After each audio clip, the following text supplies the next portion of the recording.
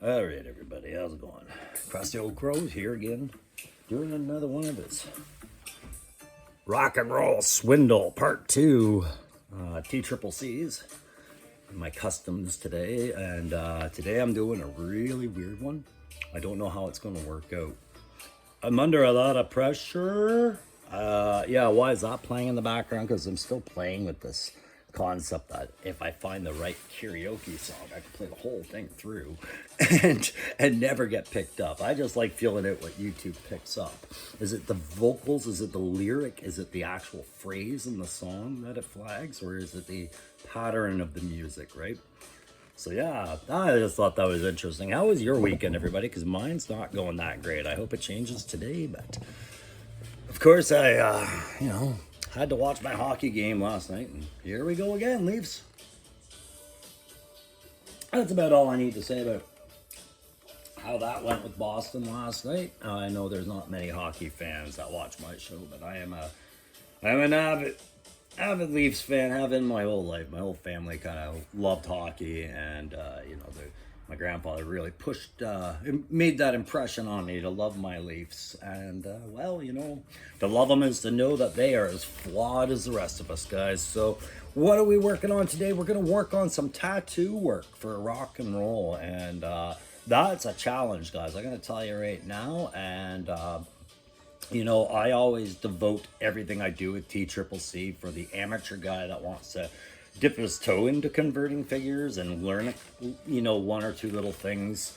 And I realize there's other really good, much better conversion guys that watch some of what I'm doing every now and then, just out of, community kindness, community interest, community support, call it what you will. But I appreciate it. But I have one particular viewer I talk about, my friend Jay, my figure daddy here in Canada, and Jay is visually impaired, but he really likes when we cover some painting techniques or some assembling techniques, and he can pause the video and watch along, because it's a shared interest with him and his spouse, this hobby, right? So we're going to do this rock and roll swindle today and focus on the tattoo on his right arm. I believe that's the one I'm working on. Yeah, his right arm.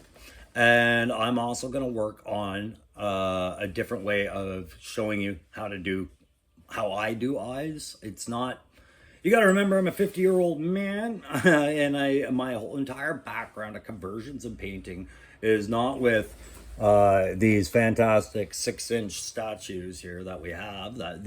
If you were to look at them from a 40K perspective, these are giant blown up versions of what we're used to painting. What I'm used to painting comes up to about here, but it's the same figure, right? So getting into Joe's means you can get into a lot more details with a lot more access and things like that.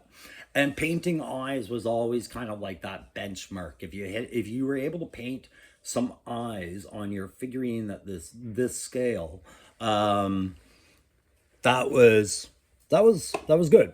I mean, there were some people that could do it gloriously, and sorry, I had to put that back and make that little face. No, that face, that would be one quarter of my pinky fingernail would be this person's face. And some people can make that thing look like the damn Mona Lisa, like seriously, like imagine this shrunk down to the size of the tip of this bottle, and that's what we're talking about, right? So some people are amazing at it. I was never amazing at it. I was passable at best. My focus was always more on vehicles, I'll tell you that right now. That's why I like the Imperial Guard, if Shane or Rafe Mace ever see this. Shane being, of course, Same Tie Toys, and his Warhammer 40K love showing on that channel so well. His subscribers are going up. He's got a hot little channel there. Sexy little channel there, Shane. Yeah, rock and roll's tattoos, all right? It's just not rock and roll if he doesn't look rock and roll. And now that Classified's released this rock and roll with the updated dry fit aired undershirt or just his shirt, right? But we used to wear these kind of dry fit Under Armour products under our uniforms. We had a bunch of military colors and patterns on them, just like this. I still have one upstairs. One day I'll wear it here. Probably still fits me, no problem. I'm a skinny ass now.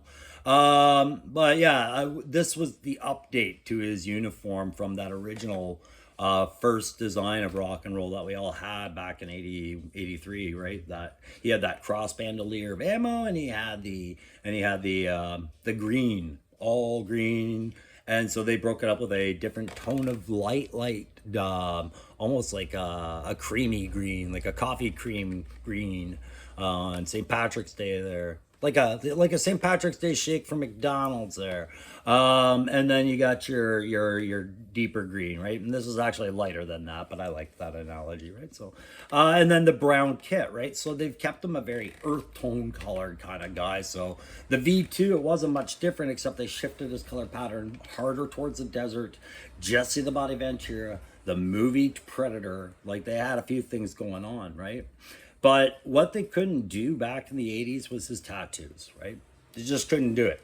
And I don't know if I've ever seen him having the tattoos in any comic representation. I don't know if they ever challenged that. But it makes absolute sense for the character as he's written. He's a Malibu surf dude, right? And he is part of that whole culture of, classic car restoration. In fact, they talk about his 57, whatever it's called there.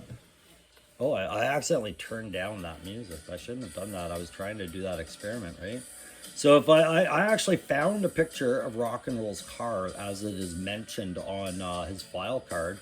And that car is this beauty right here, okay? Sorry, I'll get the file card first and then I'll show you that. So in the file card, this is the kind of thing that bothers Crow. I have to find out this stuff and quickly give it a read. So hang on, I'll do it the easier way. I'll call up that picture and then I'll just pull up the file card a different way. Here we go. But yeah, to me, the file card is always the best way to get to know the conversion character you're working on, and to find the little clues and implied tasks, concerns, and considerations that are involved in that character are often laid within that file card, actually. And what's an implied task? Well, that's something that I'm going to talk about in my new series that I'm starting. I'm going to start filming them tonight about Battle Pro. Battle Pro. It's a new character for Joe. He leads them. No, it's you'll find out more, but that's where we encapsulate terms like the one I just used, Battle Pro is a brief term for battle procedure. And in this series, I'm going to explore things like the terms implied tasks, or the acronyms that we often wonder about, that you can hear them in a movie or you see it and you wonder, is this movie actually capturing it? Because they're doing what looks like something very subtly insightful, like planning process, or the format by which the general gave his update to the rest of the guys, and by the map. Was he pointing at the right things on the map? Were they sitting in the right order, or things like that? Battle Pro is going to show you from flash to bang what happens when they go, hey, we should do a mission about that, to, hey, that was a great mission, right? And there's a lot of fun things in there, and it's going to be aimed not just at the military curious, but at photographers that are looking for new ways to express new scenes for Joe. There's a lot of story that happens, not just the guns, right? So that series I'm going to start tonight with I think each episode I have a format I'm going to try and follow, and it's going to explain what's going on up here at ye old fob, right? There's actually something going on here, and what this does will explain the first few steps of battle procedure for us tonight, okay? And I'll be there with Wreckage, as Wreckage goes through an identity crisis of who he actually is, now that the real Wreckage is out there. From Classified. Thank you so much, Lenny. Yeah, thank you for never talking to me and not letting me not waste my time making a Wreckage conversion with Big Brother. Okay, so I said I was going to show you Rock and Roll's car. I thought that would be for fun to get us kicked off here. We're just about 10 minutes in. And it was in a different write-up then. Oh, you know where he talks about the car? Sorry, I thought it was on his. Uh, I thought it was on his one of his two file cards, but I guess that was something I had heard through our friend JLS Comics. Okay, I was just looking and seeing if he actually had it on here, and it's not on the file card. So I go on these nosedives, rabbit holes, we'll call them what you are, quick investigations, give me the cliff notes about the characters I'm working on, and rock and roll was one I felt I was taking for granted. So I binge watched a bunch of JLS, and I listened to rock and roll, but he mentioned the car, and I'm going to show you the car that rock and roll drives, because this was the one that JLS mentioned. I think it's like a 56 or a 57 Bel Air panel, right? And you know, we know that rock and roll's a surfer. So this is the car that JLS is talking about in his Who is Rock and Roll special. All right. And I thought that's awesome because it went really well with the van that I said he and Clutch built. So there we go. Right. Right on. So the tattoos, whether they were ever acknowledged or not in the past, now that they're on this figure, I had to accept that if I'm going to do a rock and roll character for a conversion, then I'm going to have to challenge with that too. So I'm going to show you what I was able to accomplish last night, and then let you know that these are the standard by which I would say they are not perfect at all. They are not a mirror image of the tattoo they're representing. But if you have a look, and I'm going to channel this light a bit differently for the rest of that. If we look here on this sleeve, I had to pop off ye old hand. And now the hand I haven't done yet because I have to track down the hands, but I think he has gloved hands, which is fortunate for me. It's one challenge I don't have to face, no matter how much I like this, right? This old look. And this is what this was meant to do, right? Right here. Sorry, I'm going to move that right to the camera. He's supposed to be giving you, yeah, bro, rock and roll. Let's go kill some of the enemy, right?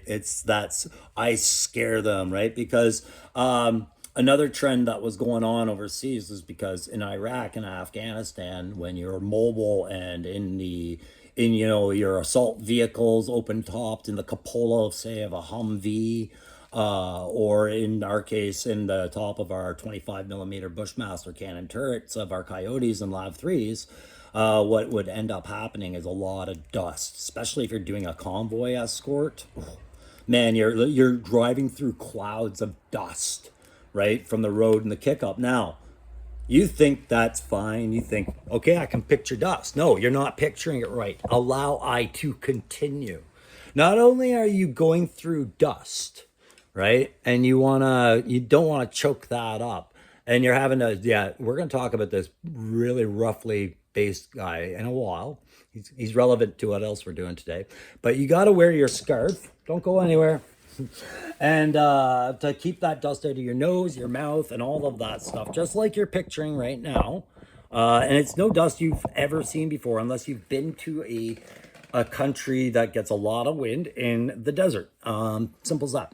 So you're going through that kind of a dust storm all the time when you're driving through some of these areas in Afghanistan for sure. And I can't imagine Iraq was any different. But when you talk about a city sanitation, the areas we rolled through in Kabul, we wore those not just to keep the dust out, but there is no city sanitation. They don't have flushing toilets. They have holes. Those holes drip down in a pipe into the ground. Or if the hole is a second floor bathroom, it drips down into a pipe onto the street. Those streets have little gutters and lots of little puddles, and it hasn't rained in a long time, but their puddles are everywhere. And all of that pollutant, that biopollutant, and we'll leave it at that, is in the dust. All right, so you're constantly cleaning your goggles and you're constantly wearing a face scarf. And yeah, it's gross, and you try not to think about it because you're there to do the job, and you have to be up this far out of your turret so you can have a presence of eyes and vision, right? You can be situationally aware, but you also have to be able to see your gun set and your monitors and your sights and everything like that, access to everything, so you can be reactive.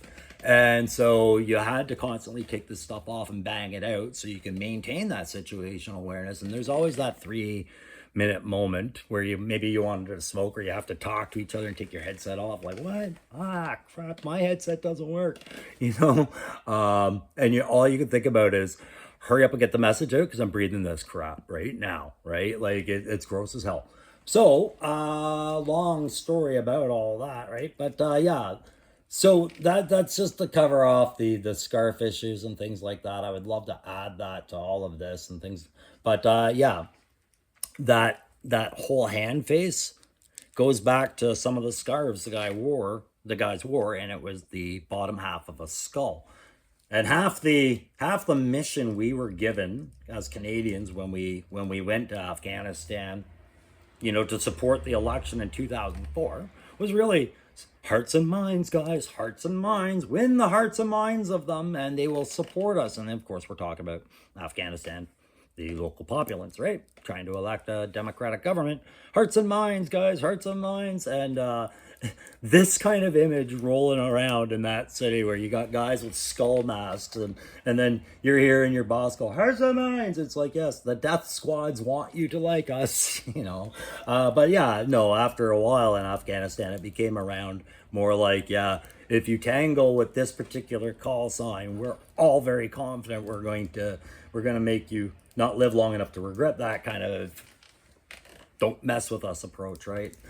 So that tattoo I don't have to do, but the rest of the sleeve, I can't help but I don't know what exactly this is on his wrist. I've been working and working and working, looking at it from up, down, left, right. And it seems to me almost like some sort of surreal Salvador Dali-esque kind of owl. If he's looking at his wrist and this is up and this is down, what I see, I'm going to get rid of the hand again because this is the top of the wrist. Poppity pop. There we go. What I see here, get rid of some of that shine too. Maybe that'll help. Just up in here is like this little, if you ever watch Bob's Burgers, there's a character called Louise who wears this little bunny hat hood, right? And it's got these ears. Well, that reminds me of that, but with little Batman, like kitty ears, like almost like a Catwoman hood. And to me, this whole tattoo represents some sort of surreal owl. So that's kind of what I worked with. And then, of course, we have the opposite direction going down, a wisp of 3 skulls coming up like smoke and conjoining. Now, I did this arm last night, and just, I didn't bother filming it because I didn't know if I was going to be confident there was something to film there or if I was going to scream and run away. So my arm, I worked with similar concepts. All right. And so I had a strategized approach to this. So I'm going to share that, I found helpful for how to approach something like this, because this was rather complicated. And the way I approached it kept it kind of simple. So I'm going to focus on this tattoo, and then I'm going to end with just getting, I'm hoping, having some time to do on some eyes. I got to try and keep this one well under an hour if I can, because, guys, I'm going to go see that movie Civil War with the wife and the kid today. So, and go have a nice dinner. And then when I come back, I'm going to deal with the whole beginning of the TCCC, not the TCCC, the Battle Pro videos, because I've got that written out.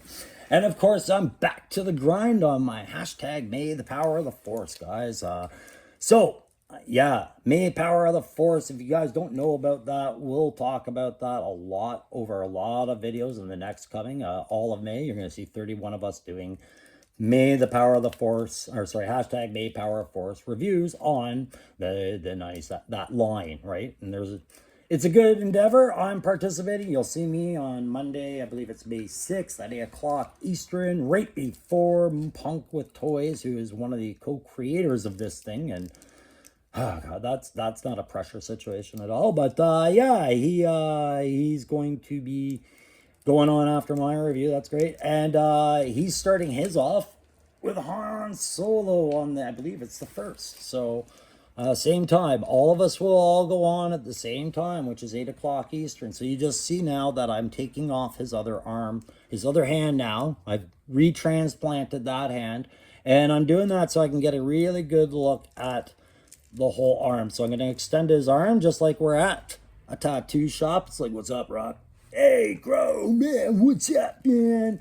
Oh, yeah, man, did you watch the game last night? Shut the fuck up. Okay? No, I didn't. All right? We're not going to talk hockey today. I know you're a Boston fan anyways. Don't. I've got a needle, buddy. So that's why I lay them out like that. It's so you can get the max light over the tattoo. And then I can put my arm that I'm going to use comparatively beside, right? And this is exactly how I approached it last night. And that was my first time ever really approaching anything like this. So I'm just going to repeat that and show you. And if something goes wrong, well, isn't that just the ultimate lesson, right? Except that things can go wrong and try again, right? So here we go. How did I look at this and how did I approach it? I'm going to move you closer, as close as I can, while still having some sort of camera angle. You know what? Let's get rid of the jury rig clip. There we go. All right. I think that's as close as I can get it. I'll try and angle it a bit more towards you, and maybe well, I got to be able to see what I'm doing. So, okay, we got it here, right? So, considerations we're going to go into right away, all right? I've done a lot of battle procedure on my model leading into this. Trust me, you'll see how that applies and how that benefits for all sorts of things when it comes to custom work and things like that. Battle Pro is the shit. Okay, what I started with was, what's my actual workspace?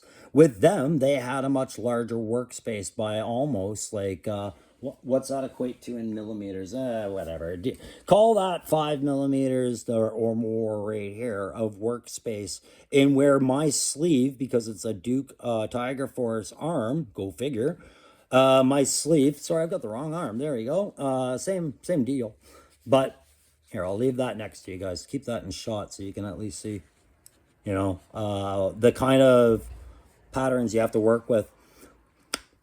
I have to start with understanding that that sleeve restricts some space. So how much space is it restricting? I got to find an anchor point to make as a reference. So on this tattoo, if you look, right above where my finger is, the anchor point here would be the nose of the skull. If you have this figure and you're looking at it, it looks like a skull looking upwards, and he looks like he's almost got a panther-like eye.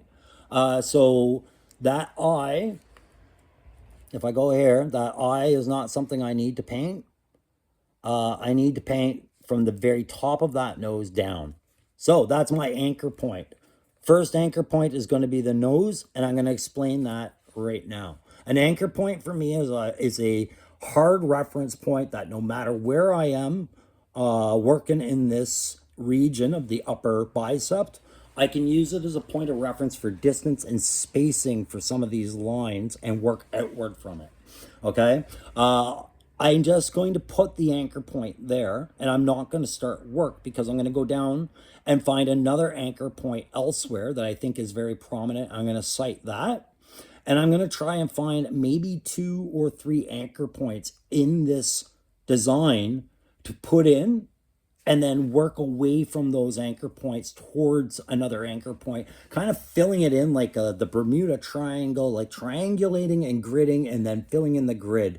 It's a very systematic approach, but what it allows me to do is slow my pace, pause, look, and see if there's minor corrections that I have to make, little adjustments that can still pass the eye test when you look at it, right? And still work. This has a lot of that going on in this sleeve, right? This sleeve, I had to do that, and some of the spacing between some of the little shading lines and the owl head and things like that, it's not perfect, but because I was able to make those corrections and identify them as I went along, no problems, because of the way I was doing it, the mistakes are minimal enough that this passes the eye test as a rock and roll tattooed arm, similar to the one he has on this figure, enough, right? I think so anyways. So I'm going to do that same pattern here. Okay, so in lining this arm up, I'm trying to line up how far. And the problem with this is that you already see that I'm not using probably the right scale of figure for my rock and roll conversion. Using a Duke, he's a bit smaller. It didn't work out as much. They gave rock and roll the big arms, right? Uh-oh, what do you do, Crow? Well, it's an end state conversion, so I don't care. Whatever, right? Like, whatever. The rest of the model's worth doing to me. The scale, I'm just like, yeah, that's what it is. It's an amateur custom. You either accept it or it's a big enough problem that you see straight there. It's not a big enough problem that I'm going to see straight here. So, I have to work with the space I'm given on that same tattoo. So I already know I've got to reduce the tattoo down at some point, right? Because the upper arm is the main concern, where it's going to connect and sit on the shoulder, and the rest of the fabrics I have to be really concerned about. So that is the absolute, that is the limit, okay? Between a limitation and a constraint, a limit I can't do anything about. No matter what, that's where this whole thing is going to start, is at that shoulder. I can't adapt that in any way, right? My other limitation is the watch band or the wristband, right? No matter what, I can't work any tattoo beyond that. My constraints are maybe the amount of disposable ink space they included on the end of his wrist. All they are is just shade lines working outward, right? Because at that point, he's going to have his little bracelet and watch over that. So to me, that is disposable space. So really what I'm working with is everything from the nose to this bead at the end of whatever, what is that? A death mask with like dreads there. So right around the end of these beads, that area right here is what I'm working. So now that I'm establishing that, I can start citing some key anchor lines. All right. So first anchor line I said was going to be the nose. I'm going to cite that right now on this forearm. And I've got my finest tip. I've got my paint ready in the wet palette. I am a bit dry, so I'll take a sip of my coffee from my Amazing Leafs mug. Amazing Leafs. And we'll cite that first spot. So that first spot's going to be the nose cavity of a skull. I've got the angle, and it's just kissing where the part of the bicep folds back towards the bone. So I'm going to just quickly cite that. And it's okay if it's not perfect, because you're going to end up doing a lot of shade lines and things like that later, like really slowly and meticulously. You're going to just keep doing little minor corrections because you're working at a comfortable little pace and everything's going all right. All right. If you're working at a rampant pace, taking broad strokes with big glops of paint, it's not going to go all right.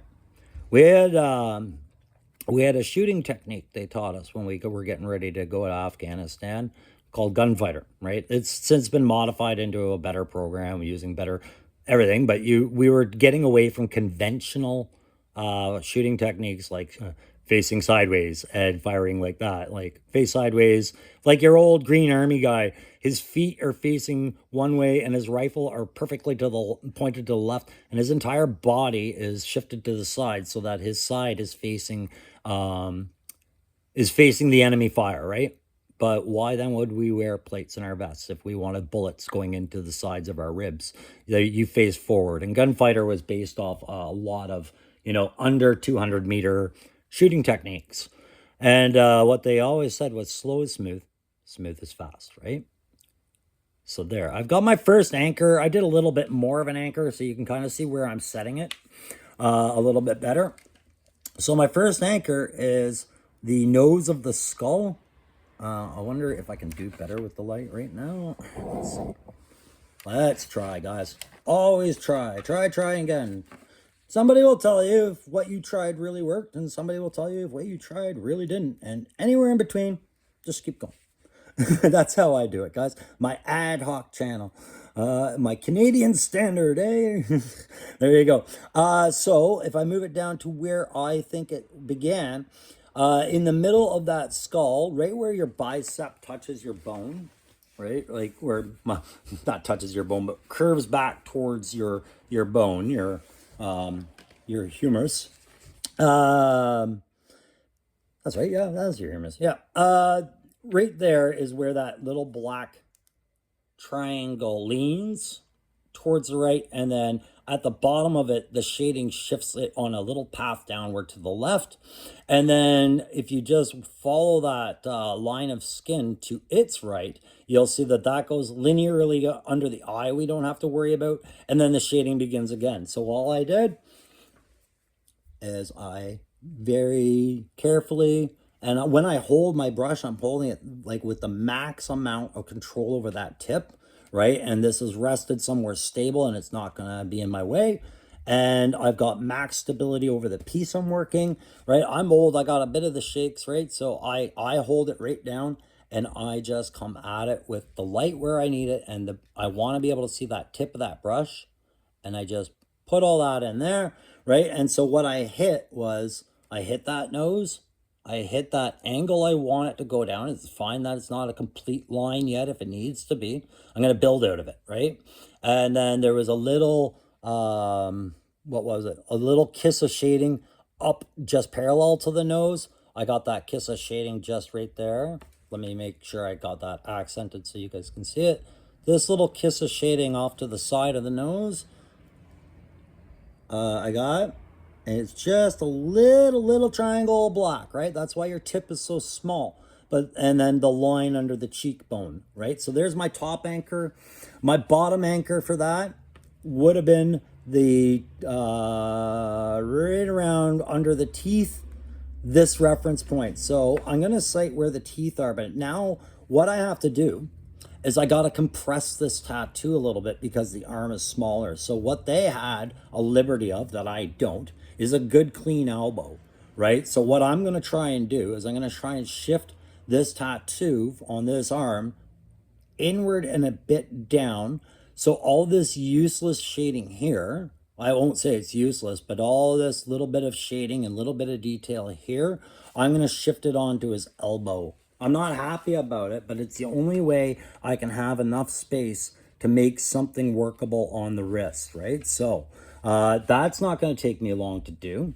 And that's going to be my next anchor because it's going to tell me, if you look in that little spot, you'll see a few little faint circles of flesh tone in that black, and I'm going to cite those on the elbow right now by just placing, how many are there? 1, 2, 3, 4 black dots. Is that right? 1, 2, 3. It's like 2 black dots and 2 points. Okay, so I'll cite my first point. It'll go right there. The first dot is just up and to the left, just a slight touch, or sorry, up and to the right, just a slight touch. So there's my first dot. And my second dot is just on the inside towards where the elbow joint bends. So that's going to be a perfect point for where the elbow joint meets the wrist. I think that'll connect well. And it's a really great setting location for just under those teeth as well. And that's all I'm doing there.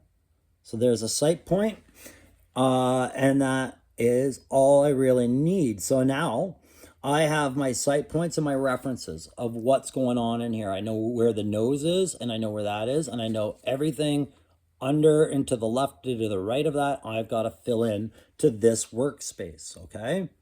If that makes sense. So I've just kind of, what I've done is I've done a trace or a map, right? And now I'm going to do a little connect the dots, like me and Allison Troy are sitting there working on some coloring, and then all of a sudden she gets the idea, you know what, coloring's boring, let's play connect the dots. It's the same thing, and then we'll go back to coloring, right? We'll bounce between these two games, right? If that makes sense for those of you who watch Allison Troy, the Retro Toy Princess. I think Aaron's on there today. Shoot, is that on right now? Should I be watching that right now?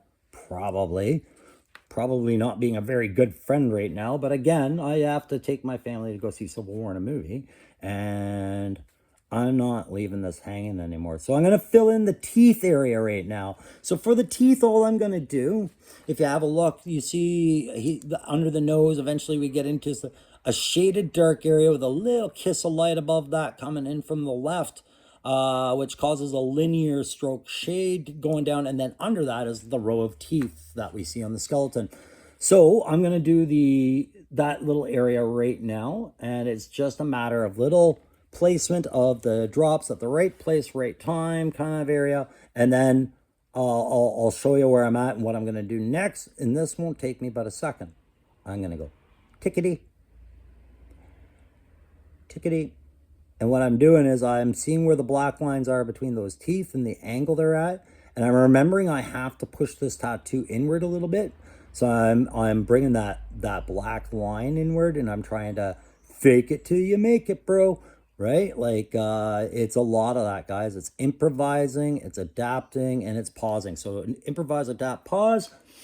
You know, don't do more than, you know, a few millimeters of space without pausing, checking.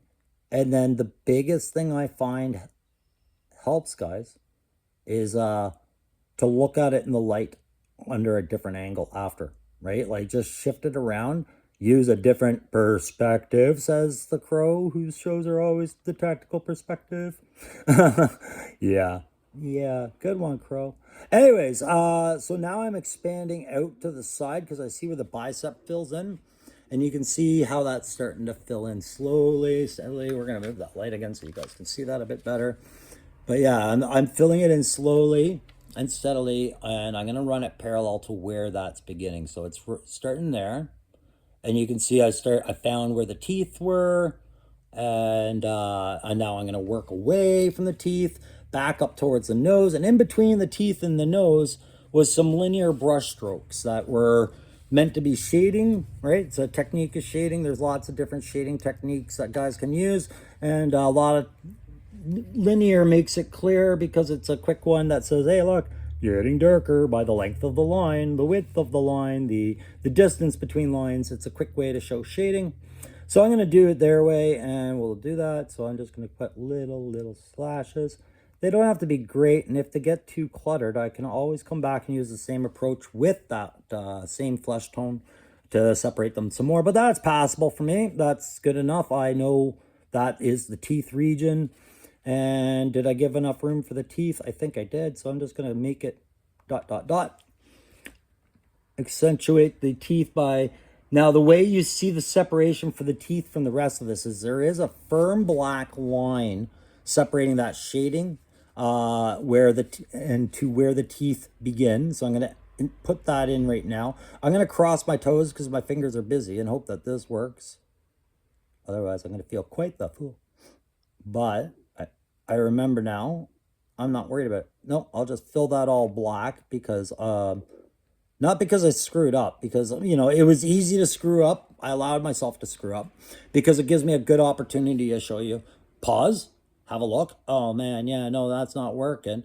How do I correct it? Well, I could go back with the flesh tone, right? The softer flesh tone, I want this to pop out a little bit amongst the black. So I'll just kiss a little bit of that on there. So there's the black line. If you can't see what I'm talking about, the black line is right where I had the nose under there. I had the linear shading. I had these little slots, so you can see a couple of them where the teeth were, but the black line of shadow over the tooth line where the gums would be, that broke up that line too much, and I can't see it now. So with and I'm talking about for the teeth, so I'm going to kiss the teeth back on with my brush by just using the same technique I was using for the black. I'm going to use it for a touch of flesh tone instead. And I'm just going to put those same little dots back in there. And then we know that the teeth are there. If you see what if you smell what the crow was doing. Oh God, that was tacky. All right. Now, somebody was talking about wrestling the other day, and I happened to take apart wrestling figures. And while I do the elbow really quick to fill in that area, I'll apologize for anyone who was a rock fan and did not appreciate that kind of impersonation. The Rock was one of the figures I had in my mind when we got down to that 350 contest, and I read, I think it was Maximilian's Samoan espionage assassin aficionado. It was a cool character, but that was right away in my mind. I'm like, do I need to do a Rock conversion? Do I want that? Do I want that people's eyebrow up there on his character? Does he want that? I doubt it. Oh, I wonder.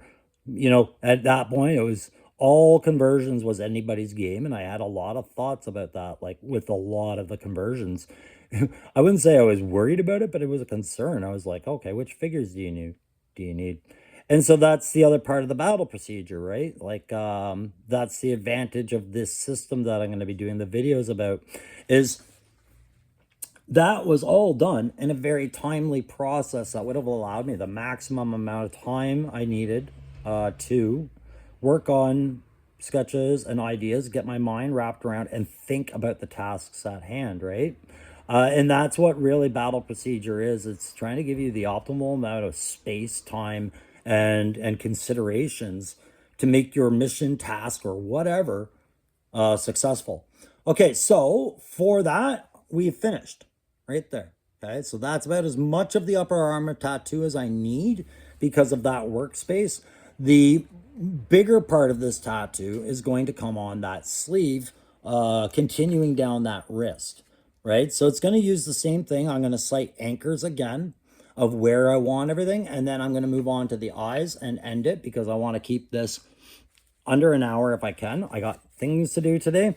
So for my first anchor, right, I'm going to use this clear shape of the triangle here, just off to the side by citing a black line just like that.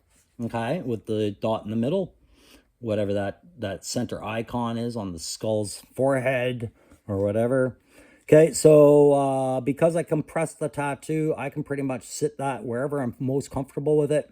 I'm going to follow where it is on the muscle of the forearm. I'm going to cite that inward and down just a little bit. So there, right here. And then I'm going to work my line out. And then in. And then the little icon swirl starts up here. And that's good enough. That's good enough there. That's a good anchor right there. So you treat them like your little sight lines, and then the external line is really like a boundary. It's a boundary to work off. I'm gonna follow that external line to where I want to see where it goes wavy down to that dip. I'm gonna use that as an anchor line right now. So I know that's the extent of my left space, my left of arc, if you would. That's a boundary I cannot go past. So that is a limitation. So if it were something else, a limitation is just something I can't do anything about. It's the limit. Like that's its limit. You can't go past something's limit. You can't. Nope, limit.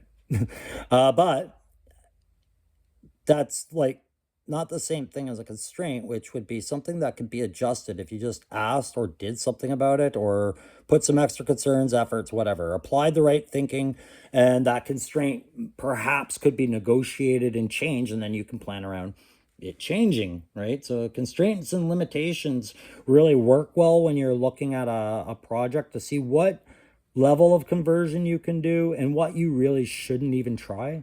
So I've put my boundary lines there, and then I know that this was my sacrifice area on the end of this arm because that's what's under his wristband, and that was the area where I could kind of compress things to make the tattoo work. So from there, I've got to work a set of eyes, this weird mouth area. So I'm going to cite that mouth. I'm going to put a few anchor points in here because like I said, I don't care about those lines. They're going to be the last thing I worry about in all this. So I'm going to cite the bottom of that point so I know where to put the eyes. There's that.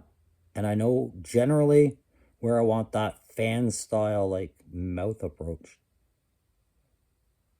Now, I can come back. I can fix everything. I can do anything there. But while I'm here, I should remind myself that after that, it hooks into that don't care area. and it hooks into that by the presence of a very prevalent black shaded area right here.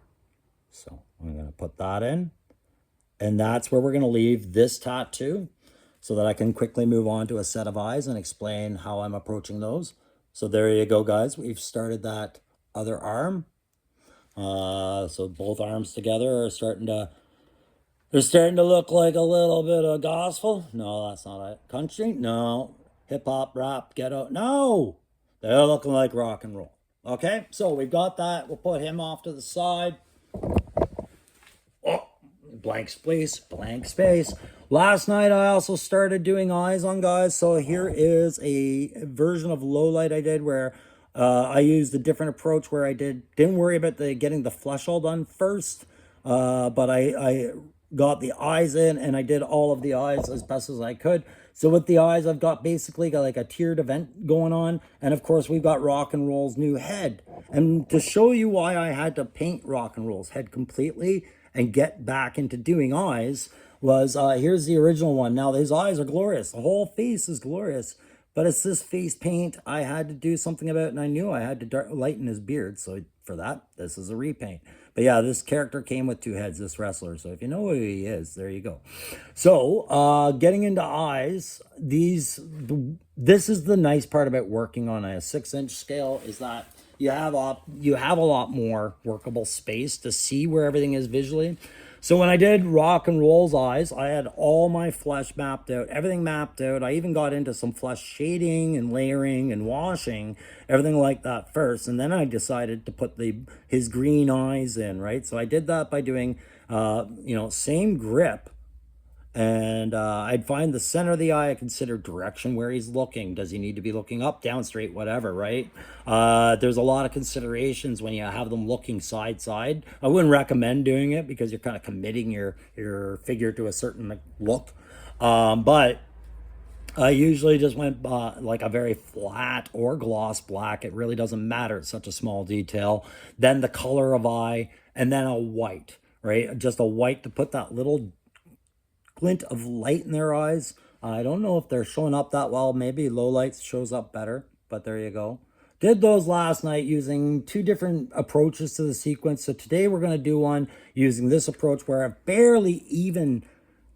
done nothing more than mapped where I want some skin color with a very light coat of skin color, but I went heavy on the white so that you could see the perimeter of the eye and the eyelid, and notice that these are very narrow eyes to work with. So we definitely want to make sure we're centered when we do this guy, and we're going to give this guy whatever color of eyes, but I'm going to use the same approach, all right?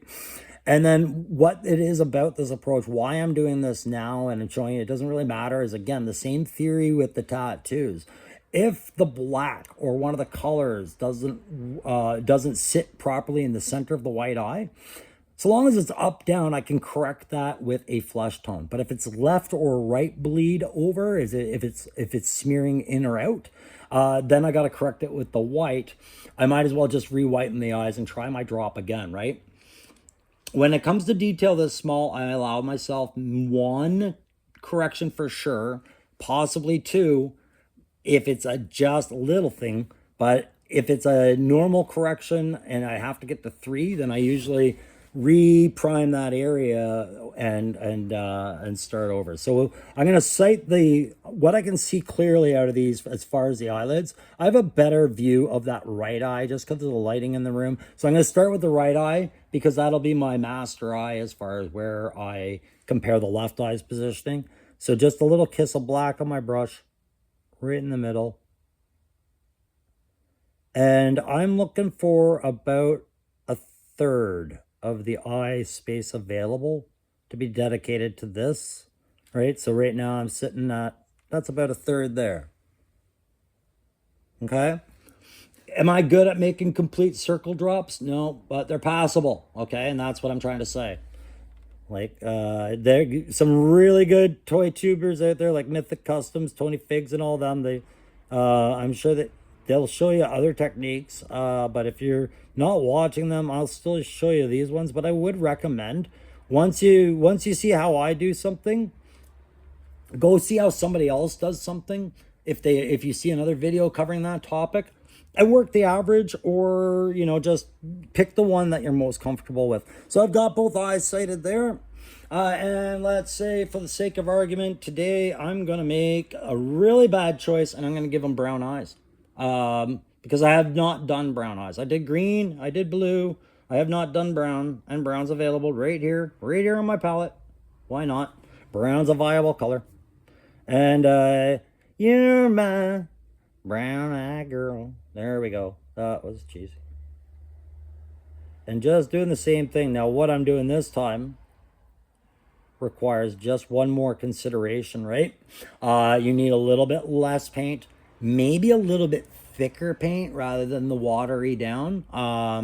If you can find a consistency that's just a little pastier than what you would normally brush on, it will sit better on the first dab. It'll dry there and everything like that. But do let it dry before you put the white dab on. Okay, can I see that? Always look around, check the other angles, look at it again. There's a reason for that. I'll tell you why. Okay, there's a lot of things at play here that are playing with me in my eyes. One, I have color blindness.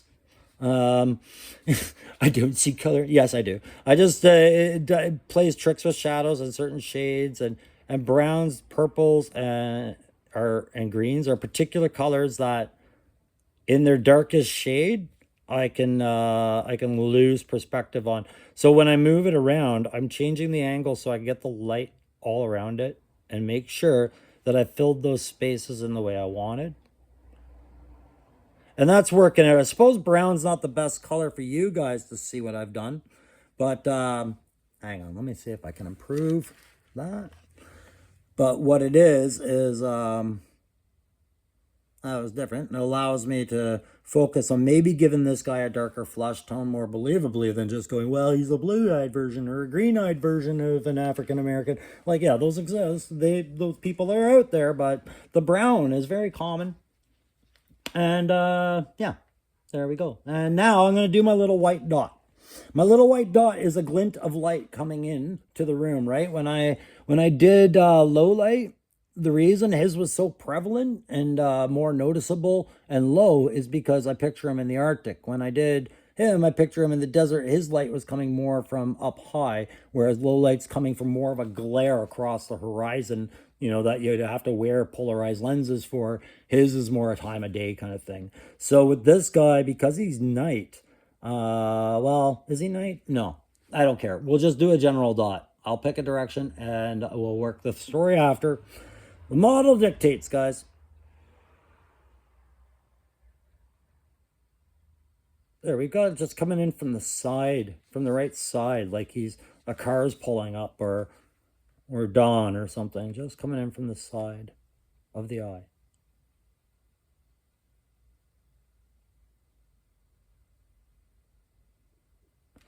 Side and bottom. There we go. We've got our touch. There it is. All right, now what I'm going to do is I'm going to define where that eyelid is, and I'm going to call that an eye. Okay? We can fix certain things with shading. We can fix certain things with going back over them after.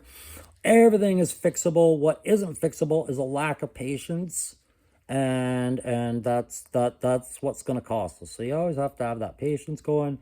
And bad brushes don't help. If your brush is giving you a problem and you're yelling at it, instead of hurting its feelings, get it some friends, give yourself some options. This tip is still a workable tip for me. That's why you see it here. But if it weren't, you wouldn't see it on the camera with me going, it's the tip's fault. It's the tip's fault. Then replace the tip and move on. But don't try and work the model around the crappy tip. Okay? You'll just frustrate yourself. Go get a new brush, walk away from the model, come back. All right, so now what I'm doing is I'm finding where that eyelid line is that they have for the model, and I'm going over that. So any black, white, whatever that made it onto that eyelid is now covered, and we have a better defining point for our eyes to paint away from, right? And then I'll get into my shading and all that other stuff another time. But once I've got this done. If you can see the strokes I'm taking, I'm splitting myself up between the upper eyelid and the bottom eyelid of each light or each eye. And I'm doing that under the best possible light because it's a very fine line to see that little curl of flesh that forms the eyelid under there. All right. And then I've got to work in towards the nose and make sure I don't put any flesh tone I don't want in there. That takes away from the fact that there's a tear duct, you know, like the cry button there on his eye, the little cry button. I'm gonna hit it, you know, that there. I don't want to paint over that either necessarily. But maybe a little flesh wash will help me accentuate that little curl that your eye does in there in its shape where the two eyelids meet in the corners, right? So there's our eyes for our guy. Let's get that light more like that.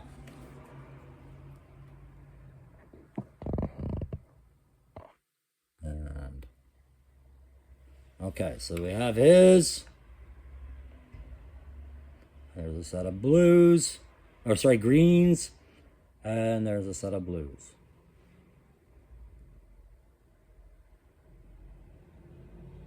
I don't know if I like that light angle on it, but how about that?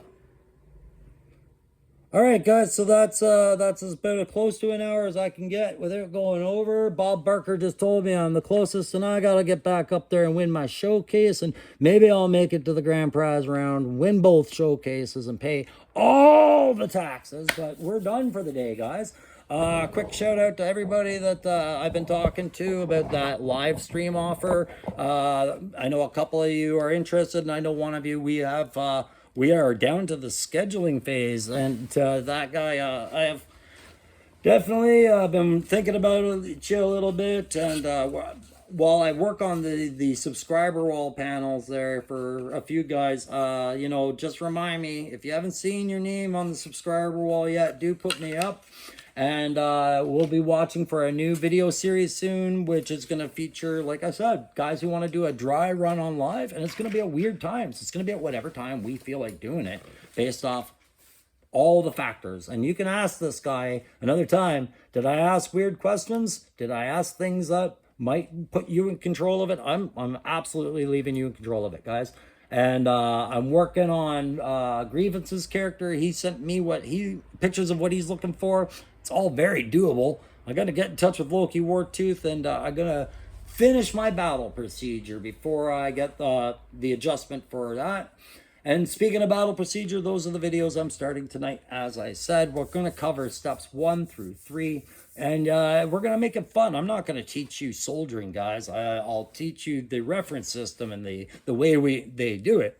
But I'll put it in how you do conversions, how you do little projects, and how it helps you actually accomplish a lot on a timeline you wanted it to do, and the stress levels that you prefer it be.